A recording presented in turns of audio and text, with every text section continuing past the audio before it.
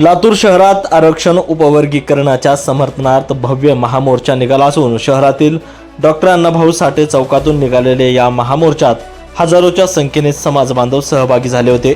त्याचबरोबर शहरातील आणि जिल्ह्यातील सामाजिक कार्यकर्ते, विविध संघटनांचे पदाधिकारी आणि नगरसेवक देखील या महामोर्चात सहभागी झालेत। आरक्षणाचे तात्काळ उपवर्गीकरण समाजाला न्याय द्यावा अशी मागणी देखील या मोर्चाच्या माध्यमातून करण्यात आली।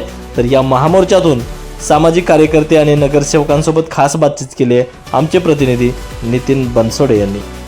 आरक्षणाच्या समर्थनामध्ये निघालेला हा महामोर्चा शहरातल्या डॉक्टर अण्णाभाऊ साठे चौकातून निघालेला आहे आणि प्रचंड मोठ्या प्रमाणात जो आहे ते लोक या ठिकाणी या मोर्चामध्ये जमा झालेले आहेत आणि या मोर्चाचं नेतृत्व सगळे समाज बांधव या ठिकाणी करत आहेत। मला सांगा, आज जो हा प्रचंड महामोर्चा निघालेला आहे, काय नेमक्या मागण्या आहेत आणि महाराष्ट्रातल्या किती जिल्ह्यातून या ठिकाणी लोक आलेले आहेत? विश्वरत्न डॉक्टर बाबासाहेब आंबेडकरांनी ते एसटी समुदायाला 13% आरक्षण दिलेलं आहे। त्या आरक्षणाचा सर्व वंचित शोषित पीडित घटकांना न्याय भेटावा यासाठी एससी आरक्षणाचे उपवर्गीकरण करावं या मागणीसाठी 59 जातीच्या वतीनं आज लातूर शहरामध्ये मोर्चा काढलेला आहे। लातूर जिल्हा परिसरातील जे समाज बांधव आहेत ते आज या मोर्चामध्ये उत्स्फूर्तपणे प्रतिसाद देत आहेत या मोर्चाला।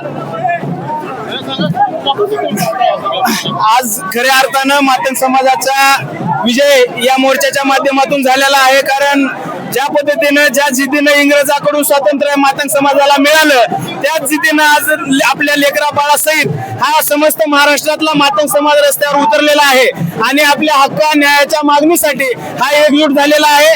आता शासनाला आमची विनंती आहे, आमच्या सर्व परिस्थितीचं निकष लावून त्या ठिकाणी आपण वर्गीकरण करून या समाजाला न्याय द्यावा, या समाजाची दरिद्रता संपवावी अशी आमची मागणी आहे।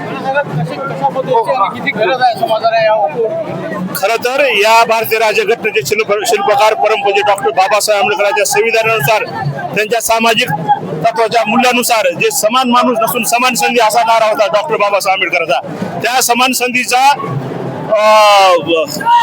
आले घेऊन या देशाच्या सुप्रीम कोर्टानं 1 ऑगस्ट 2024 ला या देशातील सर्व अनुसूचित घटकातील सर्व समान घटकांना न्याय मिळाला पाहिजे असा त्यांनी निर्णय दिला।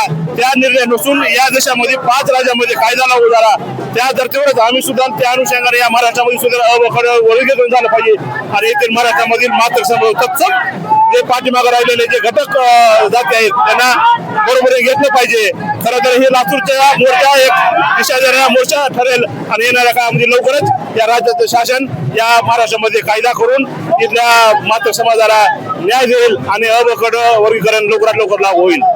स्वरूपात अशा पद्धतीने पाहायला गेलं तर अबकड हे वर्गीकरण तात्काळ झालं पाहिजे आणि या वंचित समाजाला न्याय दिला पाहिजे अशी मागणी जी आहे या संबंध मोर्चामधून होते आहे। कॅमेरामॅन सुनील गवळीसह नितीन बनसोडे, एकमत डिजिटल लातूर।